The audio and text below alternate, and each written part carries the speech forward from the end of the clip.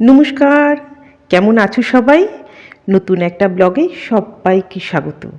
আশা করি তোমরা সবাই খুব ভালো আছো, সুস্থ আছো। আজকে তো শুক্রবার, আজকে পূর্ণিমা, আর এখন প্রায় 10:30 বাজে।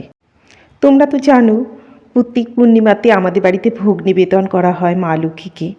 তারই যোগাযন্ত্র করছি। মিমির বাবা সকাল সকাল খেয়ে বেরিয়ে গেছে। ওনাকে বিশেষ কিছুই রান্না করে দিতে পারিনি। ওনাকে একটু বেগুন ভাজা আর একটু কফি ভাজা করে দিয়েছি। উনি ঘি দিয়ে খেয়ে বেরিয়ে গেছেন। পূর্ণিমার দিনগুলোতে দুবার করে রান্না করতে হয় তো, তাই বিশেষ কিছু রান্না করতে পারি না। আজকে যখন নারকেলটা ভাঙলাম তখন দেখি নারকেলটা একদম পচা। একটু বেশি করে কাজু বাদাম দিয়ে দেবো, তবে নারকেল দিলে না ভোগের খিচুড়ি খুব ভালো হয়। আজকে আবার মিমি ঠিক করেছে গাজরের হালুয়া বানাবে। মিমি খুব ভালো গাজরের হালুয়া বানাতে পারে। মিমি তো ঠিক করেছিল গাজরের হালুয়াটা বানাবে হচ্ছে ভাইফোঁটার দিন। ভাইফোঁটার দিন গাজরের হালুয়া বানিয়ে ও দাদাদের জন্য নিয়ে যাবে। বুবু দাদা খেতে খুব ভালোবাসে গাজরের হালুয়া। ও বলেও ছিল, সেভাবে অ্যারেঞ্জমেন্টও করা ছিল, কিন্তু শনিবার দিনই তো ফোঁটা দিতে চলে গেল, ওই জন্য বানাতে পারলো না। তাই বললো আজকেই গাজরের হালুয়াটা বানাবো। তা আমি বললাম একদম স্নান টান করে পরিষ্কারভাবে বানা, তাহলে একটু ঠাকুরকেও পুজো দিতে পারবো। আমার ভোগ রান্নাটা হয়ে গেলে তারপর মিমিকে উনুনটা ছেড়ে দেবো। ও তো একটু আস্তে আস্তে রান্না করে, তো সময় নিয়ে রান্নাটা করতে পারবে। আগে আমি সময় মতো ভোগটা রান্না করে নিবেদন করে নিই, তারপর ওকে উনুনটা ছেড়ে দেব। আজকে বেশি কিছু দেব না, 3 রকমের ভাজা আর একটু শাক ভাজা করে দেব। মন দিয়ে দেখ ভালো করে।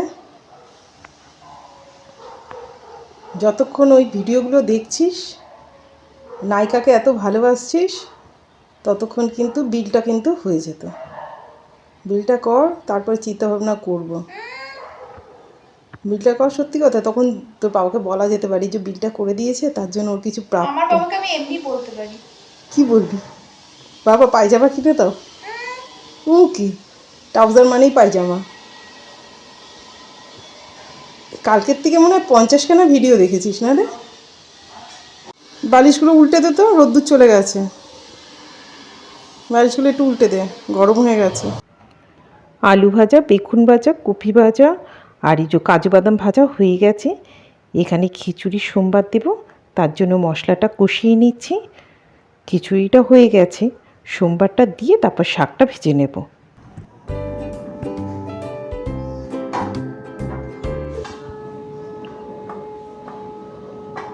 কি নখ ফোক গেছে কেটে?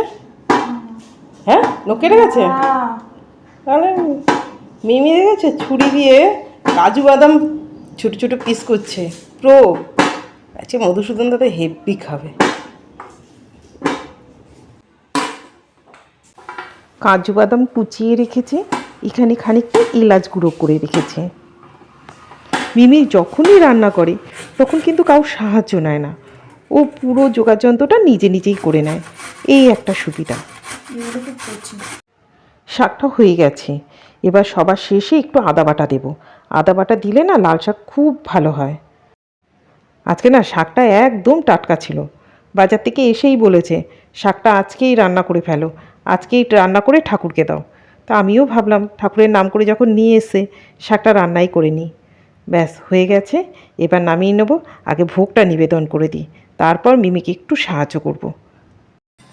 দুধটা ঘন হয়ে গেলে তাহলে সরিয়ে রাখো পাশে। হ্যাঁ, অনেকটাই ঘন হয়ে গেছে। ব্যাস, বন্ধ করে দিলি? যা, আজ তো মনে হচ্ছে সারাদিন ধরে গাজরের হালুয়াই হবে। গ্যাস তুই ছাড়বি না।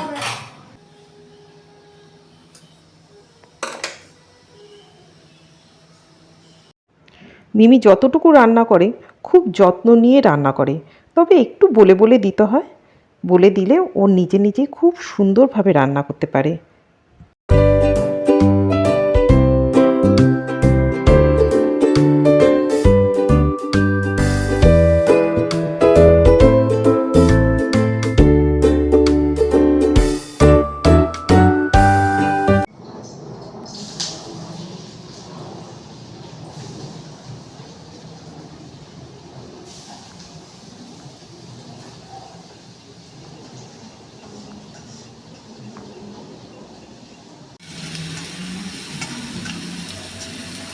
গন্ধ আসছে?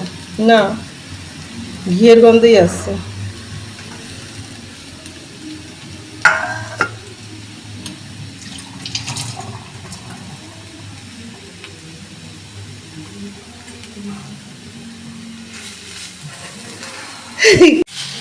এ কি ননস্টিকের কড়াই নাকি যে গরম হবে না? ভালো করে এ কর। হ্যাঁ, আলু ভাজি যেরকম সেরকম ভাবে ভাজ। হ্যাঁ, সময় নিয়ে ভাজবি।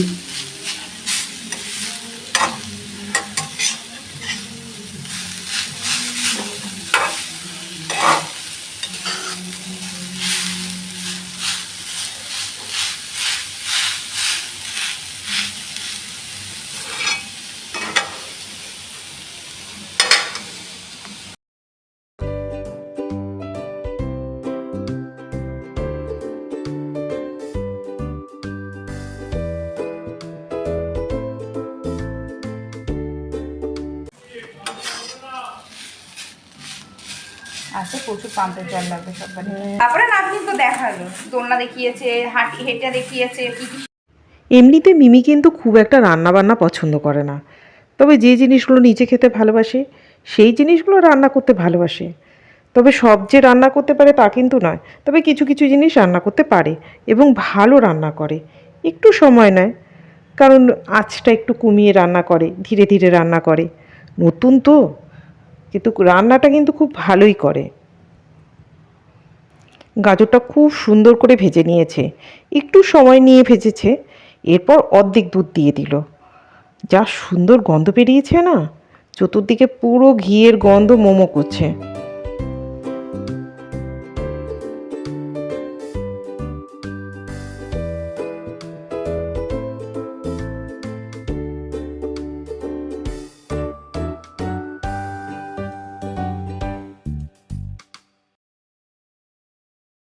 পূর্ণিমার দিনে না আমার পরিশ্রমটা প্রচুর হয়। দুবার করে রান্না করতে হয়, দুবার করে গ্যাস পরিষ্কার করতে হয়, বাসন টাসন মাজাও দুবার করে হয়। কিন্তু তবুও আজকে আমি বললাম তুই গাজরের হালুয়া বানা। কারণ এই কারণে বললাম যে একঘেয়ে পড়াশোনা করছে, 15ই ডিসেম্বর আবার ওর একটা পরীক্ষা আছে। তাই বললাম একটু অন্যরকম লাগবে, একটু ফ্রেশ লাগবে মাইন্ডটা। ওই জন্য আমি বললাম আজকে তুই গাজরের হালুয়া বানা, ভালোই হবে। আর আমিও ভাবলাম ঠাকুরকেও একটুখানি দিতে পারবো।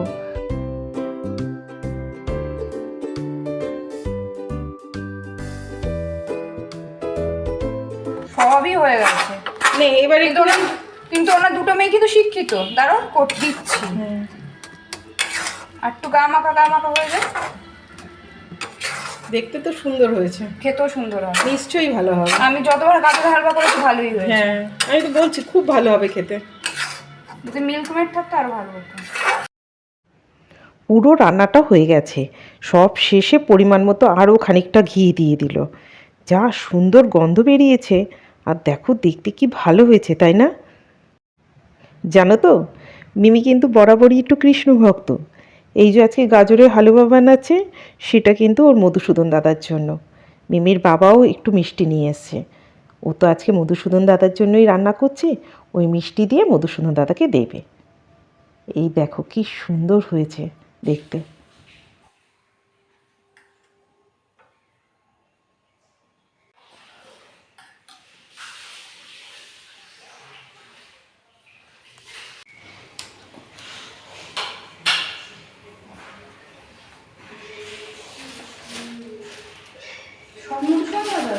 সব মধুসূদন সে আমি জানি না, দেখ ওর ভিতরে কটা আছে। মধুসূদন দাদাকে একটা একটা করে কি দুটো দুটো করে দে, আর বাকি ঠাকুরের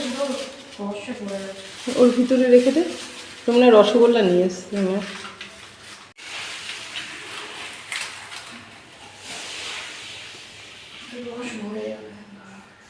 ছোট বাটির মতো দেবো রসগোল্লা?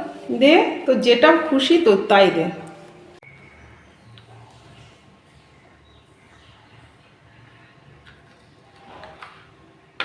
বড্ড পাতলা।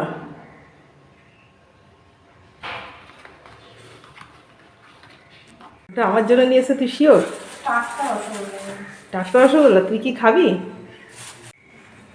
বেচারা হাঁপিয়ে গেছে, সকাল থেকে কাজ করেই যাচ্ছে। হয়ে গেছে, কমপ্লিট।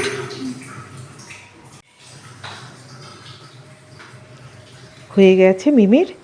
মধুসূদন দাদাকে মন দিয়ে গাজরের হালুয়া মিষ্টি সব এতক্ষণ ধরে খাওয়ালো। এবার আমরাও একটু প্রসাদ নেব। কিরে, খিচুড়িটা কেমন হয়েছে? ভালো হয়েছে খিচুড়িটা। আর শাক ভাজাটা? শাক ভাজাটা টেস্ট আমি খিচুড়ির সাথে ঠিক বুঝতে পারিনি, কিন্তু ভাজাটা খুব ভালো হয়েছে। কপি ভাজাটা? কপি ভাজাটা, আলু ভাজাটা খুব ভালো হয়েছে। ভোগের প্রসাদ ভালো হলে ভালো লাগে খেতে, আর কিছুই না, ভালো লাগে। আমারও মুখে ভালো লাগলো, তবে শাক ভাজাটা তো খাইনি আমি। আমার মনে হয় শাক ভাজাটা চিনি দাওনি বলে হয়তো ভালো না, কি জানি। আমি এখন বিউটি ট্রিটমেন্ট করছি। করে খান। কিছুই হচ্ছে না মনে হচ্ছে। হবে হবে, চেষ্টা চালিয়ে যাও, একদম লক্ষ্যে ঠিক পৌঁছবে। Beauty treatment? হ্যাঁ। কার একটু গায়ের রঙটা ফর্সা হতো, এত কিছু করারই দরকার ছিল না। ফর্সা হওয়ার জন্য করছিস? সেই যেই সব সিরাম বিরাম? চকচক হওয়ার জন্য করছি। হ্যাঁ, তা কর। আরে ফর্সা হলে তো চকচকা করতে লাগে না, কালো হলে তোমার অ্যাটলিস্ট স্কিন তো চকচক করবে। হ্যাঁ, তাই তো, আমিও তো সেটাই বলছি। তুই কিন্তু বিলটা কিন্তু রেডি করলি না। আরে করবো মা, এখানে আমি এত ভাইটাল একটা টেনশনের মধ্যে রেখে পিন। সে টেনশন?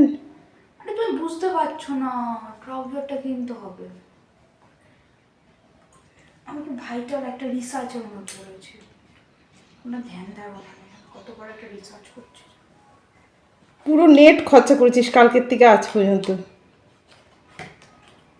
রিসার্চ তো করে বার করেছি যে দুটো অ্যাপে আলাদা দাম হয় একই জিনিসের। হ্যাঁ, তাহলে কিন্তু তারপর প্রোডাক্টও খারাপ দেখা যাবে। না, আলাদা দামের প্রোডাক্ট খারাপ হয় না। আর ঘুমোবি? হ্যাঁ, মাই বিউটি। নিভিয়া মাখবি? নিভিয়া মাখ, হ্যাঁ, নাহলে তো ফেটে ফুটে যাবে মুখ। ফেটে গেছে অলরেডি। বাহ, আজকে ভিডিওটা তাহলে এই পর্যন্ত থাক। ভিডিওটা কেমন হয়েছে কমেন্ট করে জানিও। ভালো লাগলে একটা লাইক করো, চ্যানেলটা কিন্তু সাবস্ক্রাইব করো। আজ তবে আসি, দেখা হবে খুব তাড়াতাড়ি নেক্সট ব্লগে।